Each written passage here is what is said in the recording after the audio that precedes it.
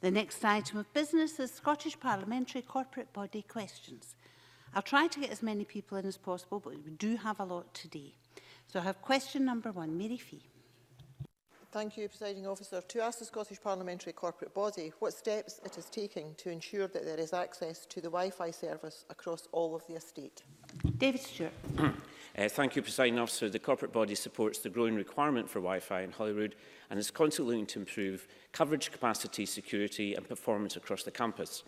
We have recently implemented a widely available SP corporate Wi-Fi, which will allow us to prioritise members and staff Wi-Fi traffic and improve security and speed. Next year, we're looking at refreshing the Wi-Fi infrastructure around the building.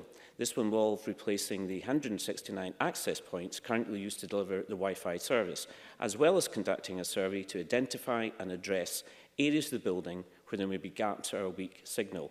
Given the layout and the high proportion of concrete in Holyrood, it has always been a challenge to ensure good coverage everywhere in the meantime.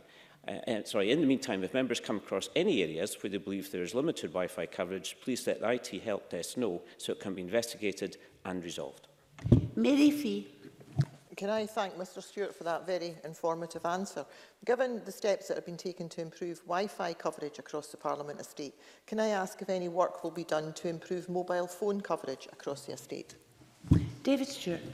Presiding Officer, due to the poor mobile signal available within the Holyrood building, additional infrastructure has been installed to enhance mobile coverage for the Parliament's mobile network provider, EE. The setup does not provide blanket coverage, but it does enhance the mobile signal in key areas such as the garden lobby, the members' offices and the ground floor meeting rooms and the car park.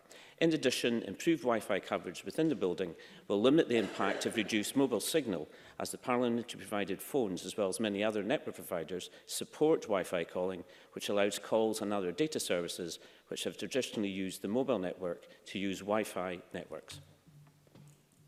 Question number 2, Gail Ross. To ask the corporate body whether the Parliament has considered remote voting and video conferencing options. Andy Whiteman. There's 2 distinct issues, although connected there. So in terms of voting, Chapter 11 of the Parliament Standing Order sets out arrangements for voting in the Chamber and indeed in committees, and any proposal to change those arrangements would be a matter for the Standards, Procedures and Public Appointments Committee to consider in the first instance. In relation to video conferencing, of course, that's used by the Parliament's committees to allow witnesses to participate in meetings remotely, and conferencing facilities are available in Committee Room 1. And in addition, there are a variety of other options available to individual members, ranging from room-based options at Holyrood to applications available for mobile devices. And if the members get any particular technical requests, the IT office would be happy to discuss the best options to meet the members' particular concerns. Gail Ross. Thank you for that answer. We pride ourselves on being a family-friendly Parliament. In reality, it's only family-friendly if you live close enough to go home after decision time. And I was asked by a constituent during the summer recess why I had to spend so long in Edinburgh during the week, sometimes like this week, from Monday to Friday, and I was unable to give her a satisfactory answer. Will the members of the corporate body agree to explore options on how members can spend more time in their constituencies, representing the people in a manner that they rightly expect? Andy Whiteman. I thank the member for that answer, and we certainly understand the challenges that face members who live a long way away from Edinburgh. I would reiterate, of course, that in terms of participation in parliamentary business, that's to say committees and chamber business, those are matters that are covered in standing orders in Chapter 11, as I said, and those are matters for the Standards, Procedures Committee. So those would be more appropriately addressed via that route. But of course, the corporate body stands ready to assist in any way it can in terms of providing resources to support members in participating in parliamentary business. But I absolutely do recognise what the members said, and there may be ways in which, for example, by approaching committee conveners, that particular arrangements might be made for members contributing remotely. But those would be matters in that instance for committees, and in the wider sense, in terms of parliamentary business, that would be a matter for the Parliament standing orders. Short supplementary, Jenny Mara. The House of Commons has put in a system for proxy voting. I'm thinking particularly of the votes that I lost and a member of the corporate body lost while we were on maternity leave. All being well, I have another one of these leaves coming up. Can I ask the corporate body if they would consider a proxy voting system for the Scottish Parliament? Can I say it's not directly related to the question? However, if Mr Whiteman would like to give a very short answer, please. And it's related to voting, and those are matters for the Parliament standing orders. They're not matters for the corporate body as such. Question number 3, Christine Graham. Thank you, Presiding Officer. To ask the Scottish Parliament corporate body with reference to its policy that does not permit parliamentary funded publications to be issued within 3 months of a UK parliamentary general election or referendum, and in light of the frequency of such events since 2015, whether it plans to revise its rules in this regard. Liam MacArthur. Thank you. The corporate body has considered its policy twice during this session of Parliament in relation to UK general elections and the issuing of publications. Most recently, prior to issuing the current guidance to members in relation to the use of resources during a UK election. The corporate body does not currently have any plans to further review its rules in this regard. Christine Graham.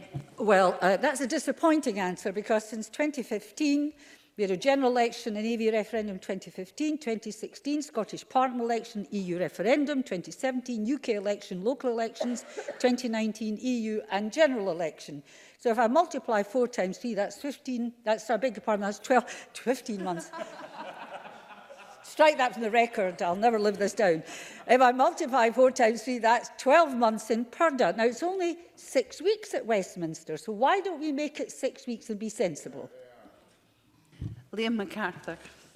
Can I firstly confirm that I share Christine Graham's sense of exasperation at the number of elections and referenda that we have gone through in recent times, such that it has knocked her off her kilter in terms of her mental arithmetic. But I would say, I think the corporate body very much recognises the importance of members, constituency and regional members being able to communicate with their constituents. We have a wide variety of ways of doing that. I think in relation to elections, I think there are concerns that have been raised in relation to complaints being made about MSPs about the use of parliamentary resources during that period. Although I think it's important to point out that members are still able to issue in relation to very urgent, time-sensitive matters of a local interest, specific communications to a defined list of constituents that are not part of any wider political campaign. But I think it would probably be sensible to avoid making too many direct comparisons between the arrangements in relation to Westminster with this Parliament, as I think this Parliament has a very good track record in supporting and indeed funding communications that MSPs send out to their constituents. Question number 4, Claire Baker. To ask the Scottish Parliamentary Corporate Body what arrangements are in place to allow cross-party groups to access support such as BSL interpreters or translation services for meetings. Ruth Davidson. Thank you. The SPCB is committed to providing support for people requiring BSL or other language interpreters or translation services for parliamentary business. However, cross-party groups, despite their importance, are not a formal part of parliamentary business, and the SPCB's responsibilities to ensure the provision of resources for parliamentary purposes don't currently extend to CPGs.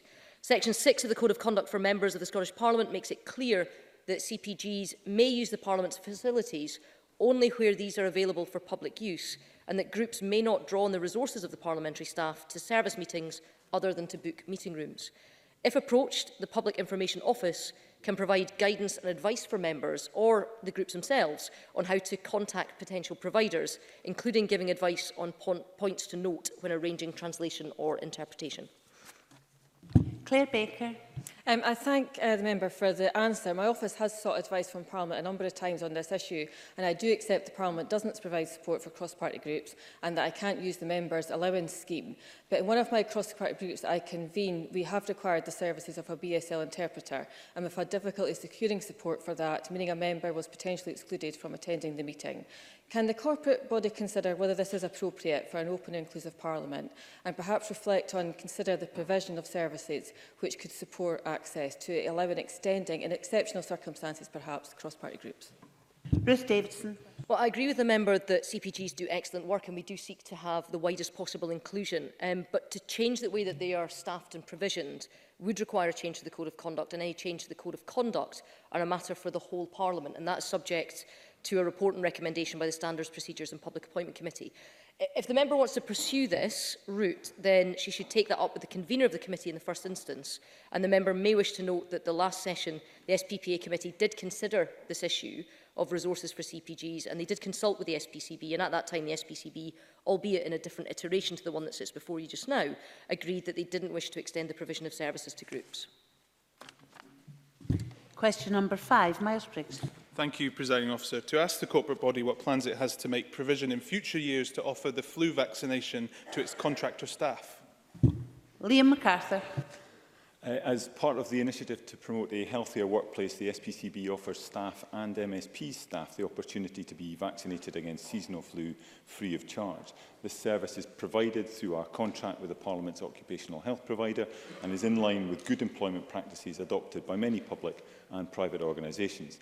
The service is also offered to MSPs, for which there is a charge, and whilst the SPCB can encourage good employment practices of its contractors through its procurement frameworks, it is not for the SPCB to determine these nor interfere in the employment relationship contractors have with their staff. Accordingly, there is no plan to offer flu vaccination to contractor staff based in the Parliament.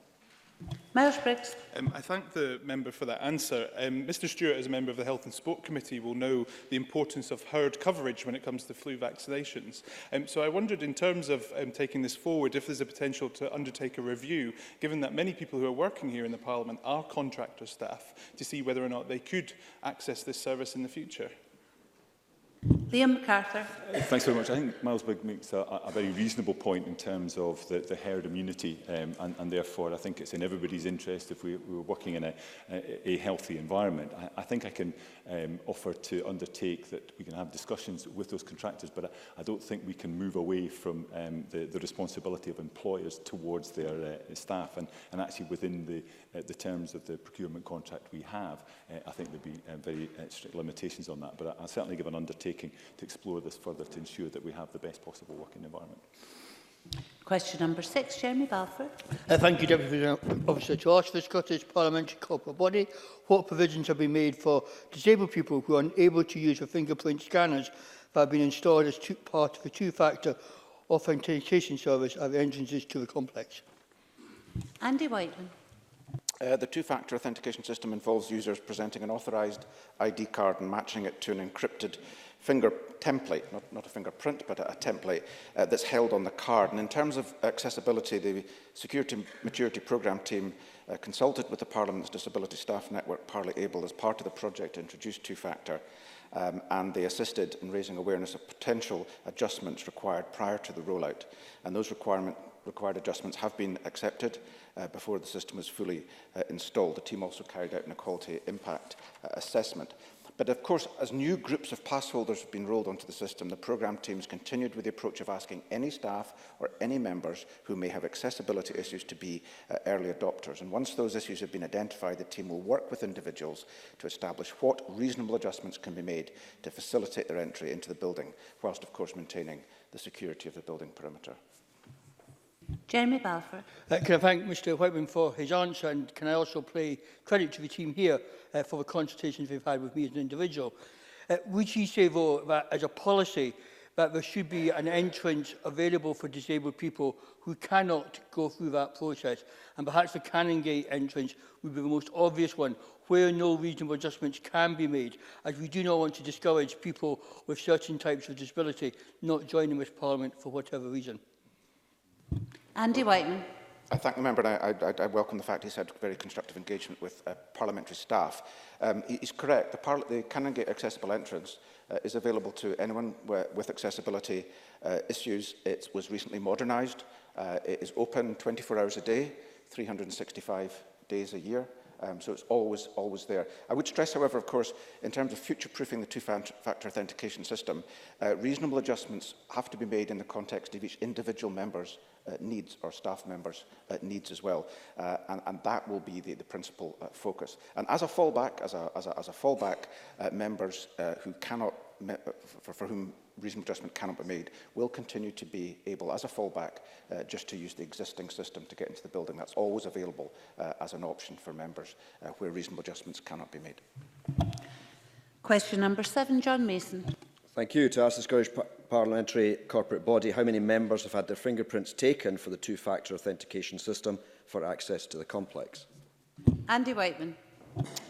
Well, first of all, the members have had their fingerprints taken for the two-factor authentication system, but of course the fingerprints themselves are not stored on the card. It's a template. It's a very low-resolution aspect of that, and it's stored on the card. I want to make that important. These fingerprints are not stored by Parliament or anybody else. But to his question, I can confirm that as of 19th November, 52 members have had their finger templates taken and enrolled into two-factor authentication, with a further 6 members booked to enrol. John Mason. I thank the member for that answer. Can he give us an assurance that members will be treated equally strictly as staff, so that if staff are expected to fit in with this system, members should be as well? Andy Whiteman. Yes, I can give him that confirmation. Indeed, at a recent corporate body meeting, it was agreed that from Easter recess in 2020, that will be the cut-off date for building users to enrol into two-factor authentication.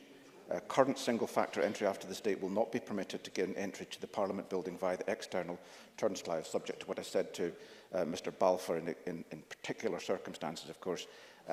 But yes, all staff and members will be treated equally and will require to use the two-factor authentication. And if any member or any staff chooses not to, then of course they will have to use the public entrance. I can't call any more questions, but I think Ruth Maguire could have a supplementary to this one, which relates. Ruth Maguire. I think the question you were going to ask, Ms Maguire, could be seen as a supplementary to what we've just had. Okay. Well, I'll give it a bash, Presiding Officer. Thank you. My question was relating to accessibility and people participating in parliamentary processes. I've recently had some experience where we had difficulty in obtaining an electronic note taker for a witness at committee. And I was fortunate that a clerk was able to step in. But I wonder if the Scottish Parliamentary Corporate Body would consider what more could be done to make sure that we're not excluding potential witnesses from our Parliament. Andy Whiteman. Thank Ruth Maguire for that supplementary. The corporate body is committed to meeting the needs of all of its users and has access to a range of communication support such as BSL interpreters, etc. For example, if someone's required to give evidence to committee, we will ask them in advance if they have any additional communication needs, because we want to make it easy for everyone to engage in this Parliament, and we continue to work hard to improve on accessibility. Of course, we are constrained by the fact that British Sign Language interpreters, palantypists, electronic note takers are a finite pool of skills, and it's not always possible to secure them, particularly at short notice. But certainly Parliament will want to fulfil its duties to make sure that everyone can communicate effectively with the Parliament insofar as it can. And as I understand the particular instance the member is talking about, a member of staff did then step in as a replacement to a sort of, as it were, a professional note taker, and I hope that was a useful effort, although it wasn't, of course, ideal. That concludes SPCB questions, and we'll move on to the next item of business.